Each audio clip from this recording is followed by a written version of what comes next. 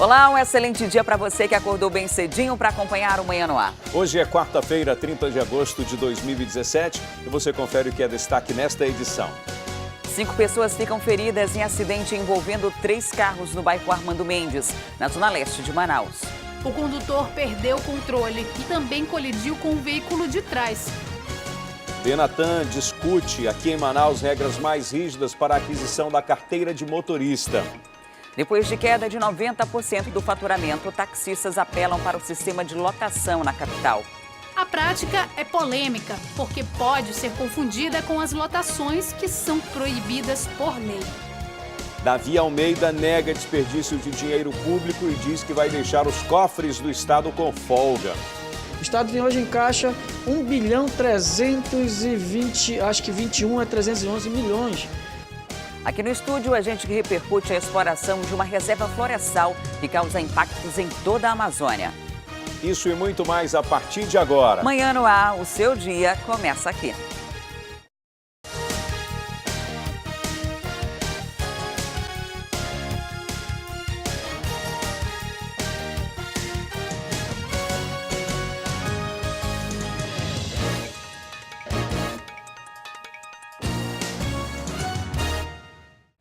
São 6h02, nós estamos ao vivo e você participa do Manhã no Ar com a gente. Manda para cá suas sugestões de reportagens, denúncias, flagrantes. É só enviar uma mensagem de áudio ou de vídeo para o nosso WhatsApp, 9225-8767. Entra também na página do Facebook e interage com a gente por lá. Nós estamos também ao vivo no Acrítica Play. Você pode baixar no seu computador e o aplicativo também pode ser baixado nos sistemas Android e iOS. E o dono de um bar conhecido no bairro Gilberto Mestrinho foi executado com 5 tiros na noite de ontem. A polícia trabalha com a hipótese de que o crime foi motivado por uma suposta agiota que é traficante dessa área. Pedro Firmino de Oliveira tinha 60 anos. Aqui no bairro Gilberto Mestrinho, ele era conhecido como cowboy e era dono desse bar aqui que abria praticamente todos os dias. Por volta de 10h30 da noite, ele estava tranquilamente tomando conta do bar dele e conversando com as pessoas que moram aqui na área. O Pedro Firmino, o cowboy, resolveu parar aqui nessa lanchonete que a gente está vendo e sentar na beira da calçada para conversar com as pessoas que estavam aqui. Foi justamente nesse horário que a execução dele aconteceu.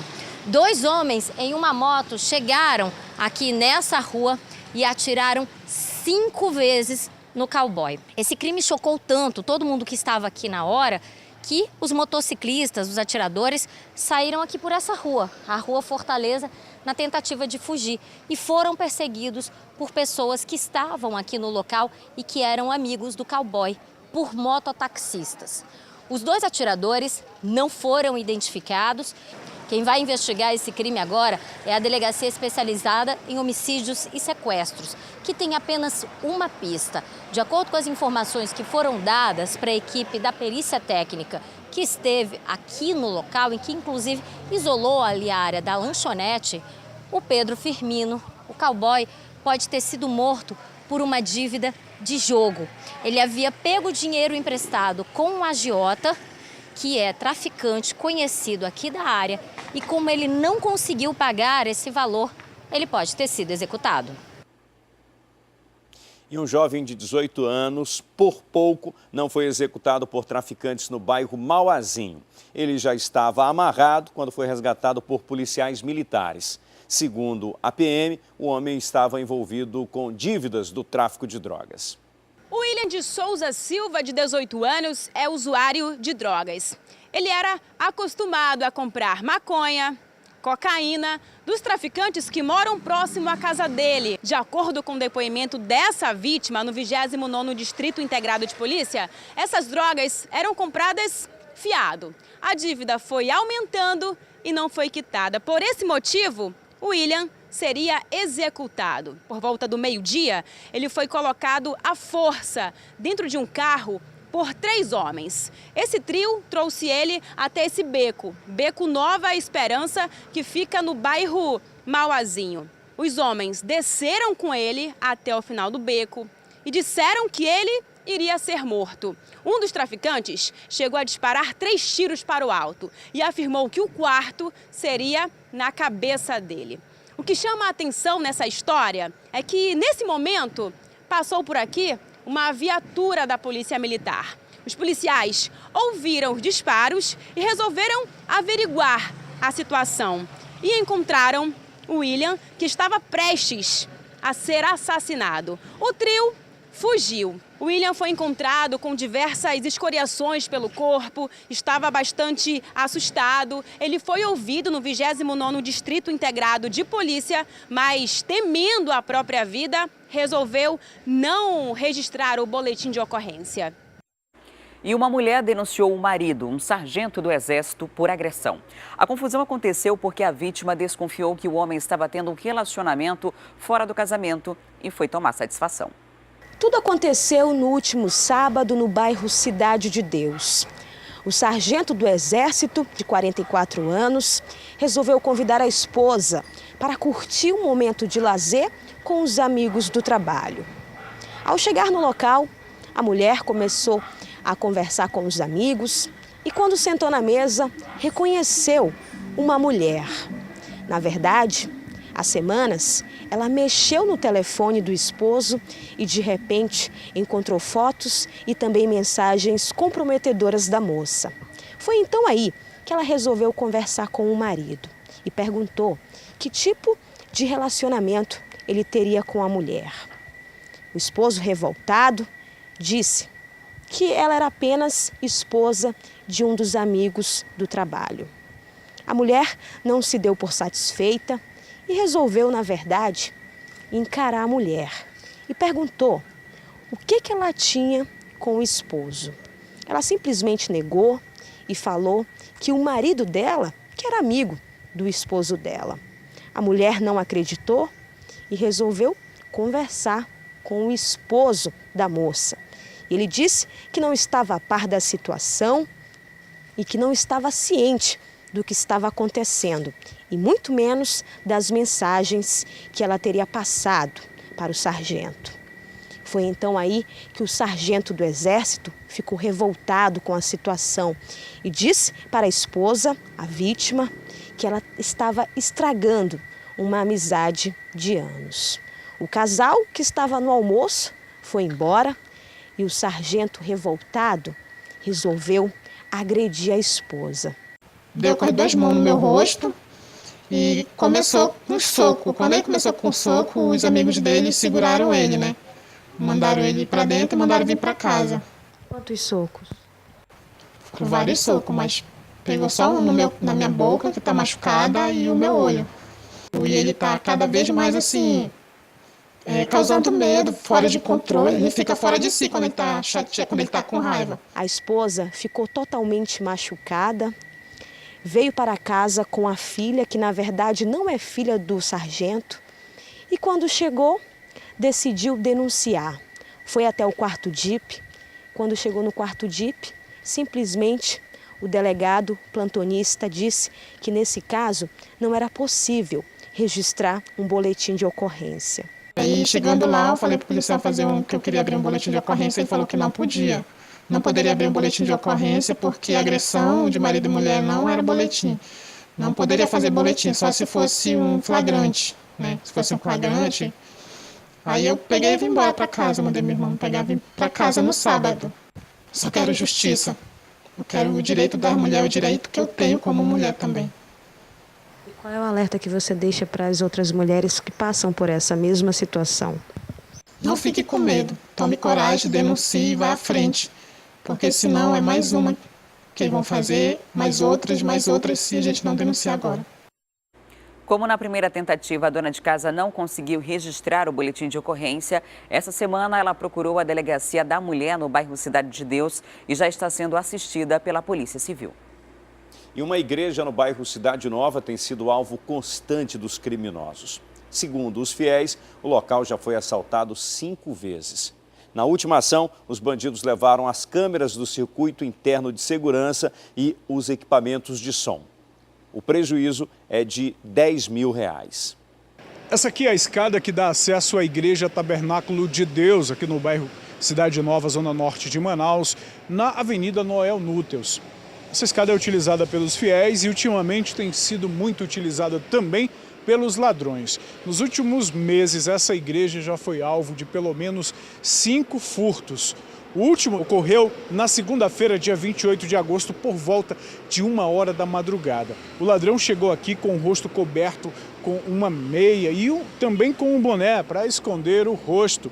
Aqui no canto tinha uma câmera de vigilância e ele desmontou o equipamento e colocou dentro da sacola, levou o equipamento.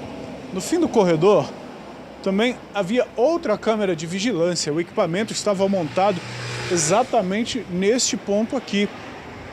O ladrão chegou aqui, desmontou a câmera, colocou na sacola e o próximo passo foi invadir a igreja.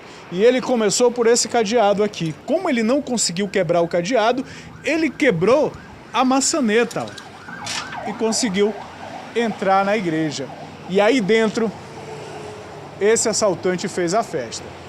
O equipamento estava guardado dentro desse pequeno depósito. O ladrão quebrou os cadeados, arrombou os cadeados, também aqui a fechadura ele destruiu, roubou caixa de som, mesa de som, teclado, microfones, deixou essa bagunça aqui pela igreja. Aqui na nave do templo, levou também os ventiladores que tinham aqui, um grande prejuízo, mais de R$10 mil em prejuízo para esta congregação. Isso é triste, né? Eu queria chamar assim as autoridades, assim, a atenção das autoridades, que venha colocar mais policiamento aqui na área da Cidade Nova, para que não venha mais acontecer o que está acontecendo, não só nessa igreja, mas em várias igrejas de Manaus. Eu escuto, né, pastores falando que foi roubada a sua igreja, arrombada. Em um furto anterior, parte do material o senhor recuperou porque verificou que estava sendo vendido na internet. Estava sendo vendido na internet o material aqui da congregação e nós recuperamos só a mesa de som.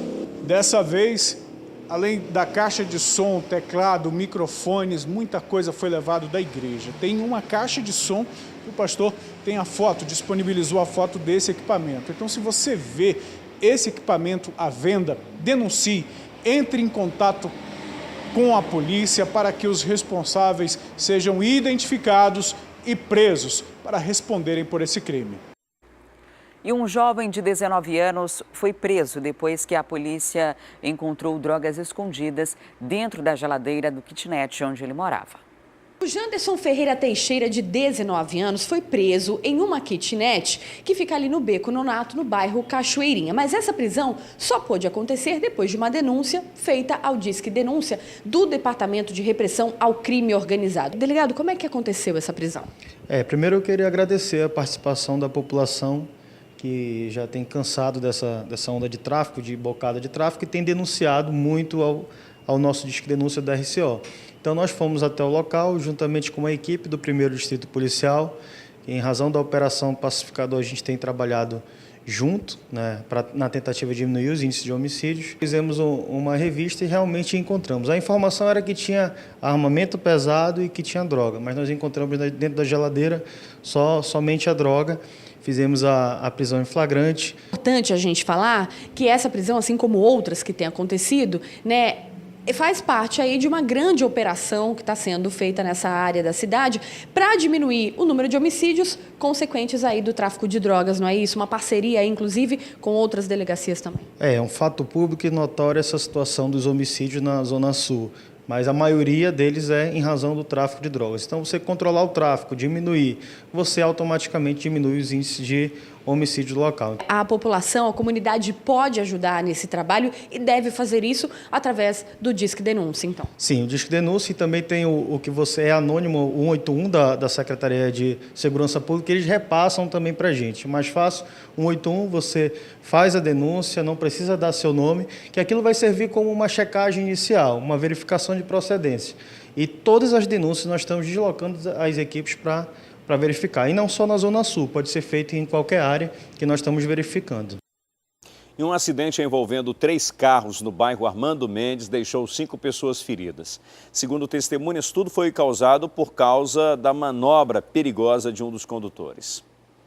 O acidente aconteceu no início da noite. Segundo testemunhas, esse carro, que ia na direção centro-bairro, invadiu a pista contrária da Avenida Oitis. O condutor perdeu o controle e também colidiu com o veículo de trás.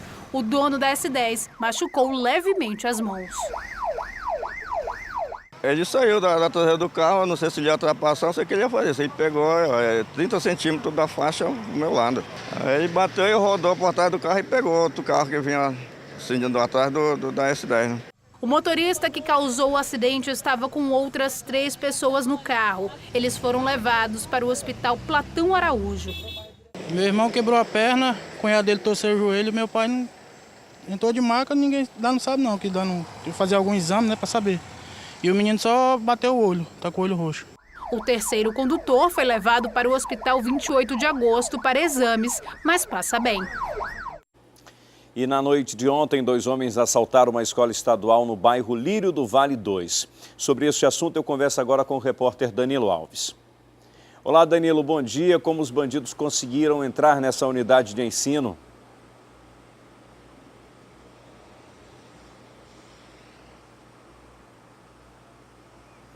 Bom, eu estou tendo dificuldade aqui com o Danilo Alves. O Danilo Alves está ao vivo, vai falar para a gente sobre mais um assalto que aconteceu a uma unidade de ensino. Está me ouvindo agora, Danilo? Bom dia para você. Como é que os bandidos conseguiram entrar nessa unidade de ensino? Sim, Wilson. Muito bom dia para você. Então, os bandidos conseguiram entrar como qualquer outro aluno. Eles se fingiram de estudantes aqui da Escola Estadual Antônio Encarnação, aqui do Lírio do Vale. A situação foi a seguinte: por volta das 8 horas da noite, esses 2 bandidos, um estava com blusa branca, que é aceitável a entrada de alunos com esse fardamento alternativo, e também outra pessoa, o outro bandido, com a farda da escola. Ainda não se sabe como é que ele conseguiu. A informação é que ele também teve apoio de outros alunos que estavam estudando aqui no turno da noite. Mas, enfim, conseguiram entrar os 2 bandidos e depois se infiltraram ali entre os alunos na área externa da escola, área comum entre os outros alunos, e por volta das 8 horas invadiram a sala da turma 3 do 3º ano do ensino médio. No momento em que eles estavam entrando, o professor estava fazendo a chamada dos alunos. Esses 2 bandidos entraram na sala, abordaram cerca de 20 pessoas, 20 estudantes que estavam ali estudando, mais o professor. Todos os celulares das pessoas que estavam lá foram roubados pelos bandidos, outros documentos, dinheiro e também pertences do professor que estava na mesa. Em seguida, esses 2 bandidos conseguiram fugir, só que pela parte de trás da escola. Há, aqui dentro da Antônio Encarnação, uma quadra bastante grande. E atrás dessa quadra tem um muro que dá acesso a uma espécie de matagal lá atrás. Foi por lá que eles saíram. Os alunos, depois de toda essa situação, ficaram apavorados, porque nunca imaginavam que uma dupla de assaltantes poderia se fingir de alunos para poder assaltá-los durante a noite. A situação foi que a aula foi suspensa por volta das 8h30 e 10 alunos foram até o 19º Distrito Integrado de Polícia para poder registrar a ocorrência, e também o professor. Uma informação importante é de que há aqui uma segurança armada, terceirizada, contratada pela escola, só que o segurança estava de férias, por isso houve a facilidade dessas pessoas entrarem na instituição.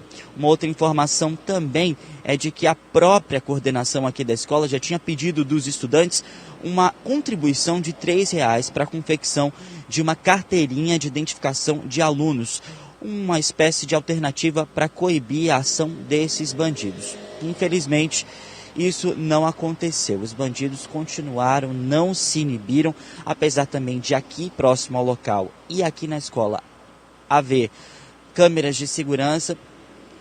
Mesmo assim, não tem nenhum tipo de respeito. Os bandidos conseguiram invadir a escola e assaltaram os alunos. Agora, a Polícia Civil vai fazer a investigação para tentar identificar, pelas imagens da câmera de segurança e também pelas testemunhas, a identificação dessas pessoas para poder logo eles serem presos e aí provavelmente, né, a gente sabe que é bastante difícil esses objetos serem devolvidos para as vítimas.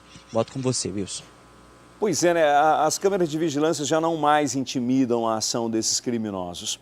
As portas das escolas têm que estar abertas, né, para a comunidade. Agora, é importante que esteja lá nessa porta, nesse portão, um agente, né, um guarda municipal. E esse guarda, naturalmente, conhece a movimentação ali, conhece quem é aluno, quem é pai, e isso facilita muito mais o controle. Câmera de vigilância já não intimida mais a ação desses criminosos. Mas, Danilo, vamos mudar de assunto, vamos falar sobre uma situação que aconteceu ontem no centro. Durante um tiroteio, 2 ambulantes foram baleados. Já sabe de onde é que partiram esses tiros?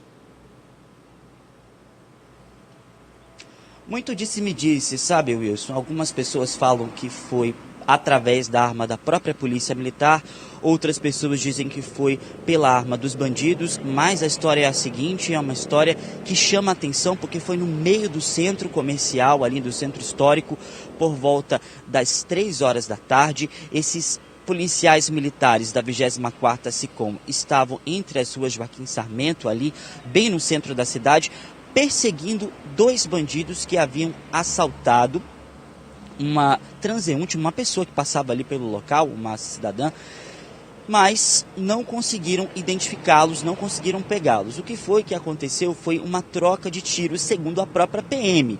E essa troca de tiros acabou fazendo com que um vendedor de água, identificado como Pará, e a esposa dele, uma mulher chamada de Júlia da Silva, de 36 anos, ficassem ali feridos durante essa troca de tiros. O Pará foi atingido com um disparo de raspão na barriga e já a Júlia foi atingida aqui no ombro, né, no braço no caso. Depois que eles foram atingidos, a polícia militar chegou no local, né, fez todo o atendimento, chamou o SAMU, eles foram para o Hospital e Pronto-Socorro 28 de agosto, mas várias testemunhas dizem isso, que esses bandidos estavam apenas correndo da Joaquim Sarmento em direção às outras ruas adjacentes do centro da cidade para poder acessar a Getúlio Vargas, pegar ali alguma condução para poder fugir em direção à zona norte de Manaus. Essas são as informações que a gente tem das pessoas que viram tudo aquilo, né, das testemunhas, dos próprios comerciantes que estavam ali, já como a Júlia e o marido dela, né, são ambulantes, são comerciantes ambulantes que ficam ali na rua da cidade, expostos, né, a qualquer tipo de situação, e aí aconteceu esse problema. A polícia acredita que esse tiro tenha saído da arma dos bandidos, mas muitas testemunhas afirmam que esse tiro saiu da arma de um policial militar. O capitão Railen, que é o capitão responsável pelo patrulhamento da 24ª SICOM, que é a companhia interativa que faz todo o patrulhamento do centro da cidade, disse que durante essa situação, esses 2 bandidos acabaram, antes de tudo isso, atingindo, na verdade, fazendo essa troca de tiros. Foi por isso que despertou ali, né, por conta da própria segurança das pessoas, a questão da polícia militar revidar a esses tiros que esses bandidos fizeram. Mas houve toda essa confusão. Felizmente, a dona Júlia e também o marido dela, o rapaz identificado como Pará, não correm risco de morte. Ela já foi liberada do 28, está em casa. A mesma coisa, o marido deve voltar ao trabalho hoje, mas as pessoas que estavam no centro ontem ficaram revoltadas. Isso porque, né, a polícia, que eles souberam que a polícia tanto faz o trabalho, né, só que acaba não atingindo os bandidos e sim as pessoas que estavam trabalhando por ali. Foi uma situação bastante revoltante, mas enfim, a polícia agora também quer saber esses 2 suspeitos que acabaram criando toda essa confusão. Volto com você.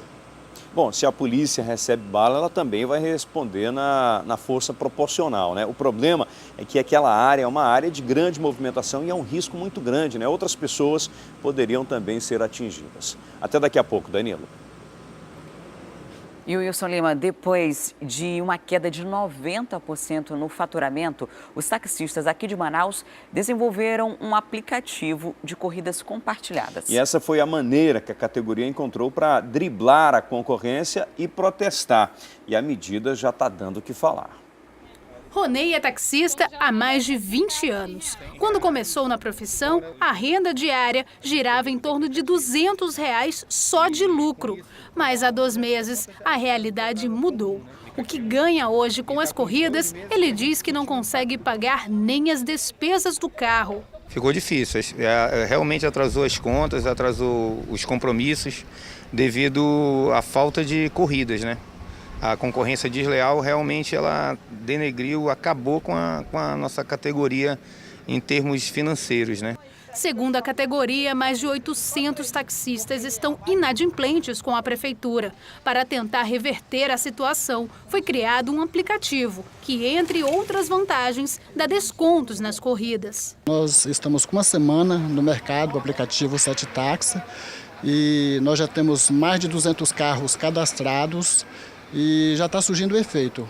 Outra modalidade criada pela categoria é o táxi compartilhado. A Daniele e o Alair, que não se conhecem, aceitaram dividir a corrida, já que o trajeto dos dois era parecido. O administrador de empresas diz que pega táxi sempre que pode, mas admite que os gastos já estavam pesando no bolso. A estudante, que prefere usar meios de transportes mais baratos, aprovou a iniciativa. Beneficia muito a questão de transporte para que as pessoas, o cidadão, possam ter mais uma opção de transporte com mais segurança, né, e com mais comodidade até. E mais barato, porque você se locomove mais depressa, né, e gasta menos. A prática é polêmica, porque pode ser confundida com as lotações que são proibidas por lei. Os taxistas admitem que a atividade é irregular, mas foi a única maneira de driblar as novas concorrências. Uma forma de protesto contra os apps, contra as plataformas.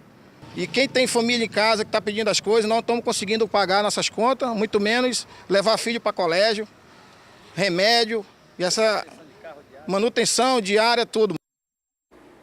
Na verdade, essa corrida compartilhada é uma espécie de lotação, como é praticada, por exemplo, no centro da cidade, em alguns bairros da Zona Sul, de que você divide aquele valor, cada pessoa paga um valor e faz o transporte. Não ficou claro aí na reportagem, e os taxistas não declararam se eles esperam lotar o carro para fazer o transporte ou, dependendo, se tiver já 2 passageiros, já é suficiente. Mas, como eles mesmos admitem, é uma prática irregular, porque é diferente de um Uber, por exemplo, que você pode juntar todo mundo para fazer uma corrida ali. No taxista você pode a mesma coisa, mas existe uma regulamentação do poder público, é uma concessão da placa, então tem que seguir algumas regras. Inclusive, os taxistas são obrigados a cobrar o valor de bandeira, né, que é estipulado pela prefeitura. Mas diante dos prejuízos da perda de clientes, eles resolveram agir dessa forma, como uma forma de protesto e também de conseguir manter a renda. E essa diversificação, Adriane Diniz, no setor do comércio aí, não é só para quem é taxista, não. Existe aplicativos para tudo quanto que é serviço hoje, para entrega, para concertos, enfim. E não tem volta. A história dos aplicativos para caronas, para contratação de serviço de carona, isso daí não tem volta mais. O serviço, por exemplo, como o Uber, enfrentou resistência na Europa, em vários outros países. Em São Paulo a gente teve aquelas confusões, no Rio de Janeiro. Aqui em Manaus nós tivemos também algumas situações nesse sentido, mas não tem volta. E essa diversificação, essas possibilidades, acaba, sem dúvida nenhuma, beneficiando o consumidor, que tem mais opções. Eu ainda não vi nenhum cliente reclamar, dizer assim, entrou o Uber, os taxistas estão fazendo isso. Não vi ninguém reclamar nesse sentido. A gente quer pagar menos, né? E acaba pagando menos. A gente ainda não tem um posicionamento da Superintendência Municipal de Transportes Urbanos quanto a essa nova iniciativa aí dos taxistas. E as empresas do Polo Industrial de Manaus vão ganhar mais uma porta para o incremento das exportações. Um entreposto no estado do Espírito Santo vai permitir um fluxo rápido e barato de mercadorias daqui. O entreposto envolveu um investimento de R$2 milhões e foi construído na cidade de Cariacica, interior do Espírito Santo, considerada estratégica para o escoamento de mercadorias de todo o país. Estrategicamente, ela está muito bem posicionada, não só em termos geográficos, mas também em termos de logística. Nós estamos a uma distância do Porto de Vitória, em torno de 23 quilômetros. Então, assim, Porto de Vitória e o Porto de Capoaba. Nós estamos do aeroporto de Vitória, que é o único aeroporto do Espírito Santo, a 16 quilômetros. Então, assim, essa é uma das vantagens. O projeto foi apresentado nesta terça-feira aos empresários amazonenses. E além do escoamento rápido e de baixo custo dos produtos do polo industrial, o empresário não vai pagar o ICMS, tanto na saída de Manaus, enquanto estiver estocado no depósito capixaba. A única mudança que tem é fluxo de caixa.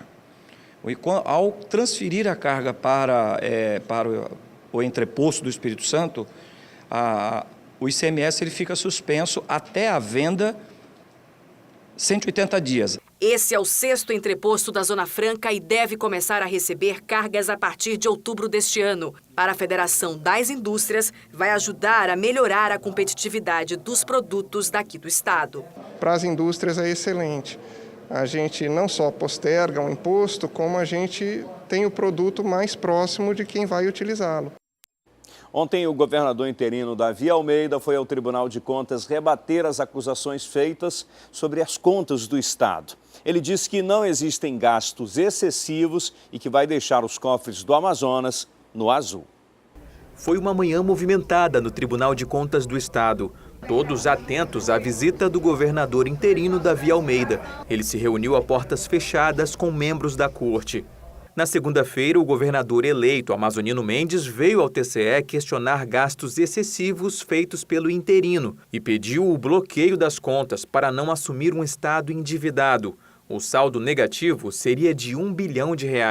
Davi Almeida negou essa dívida e disse que vai deixar o governo no dia 1º de outubro com as contas em dia e dinheiro em caixa. Determinei a minha equipe de Fazenda que possa disponibilizar para todo o estado do Amazonas, na rede mundial de computadores, o saldo. O estado tem hoje em caixa 1 bilhão 320, acho que 21 a 311 milhões.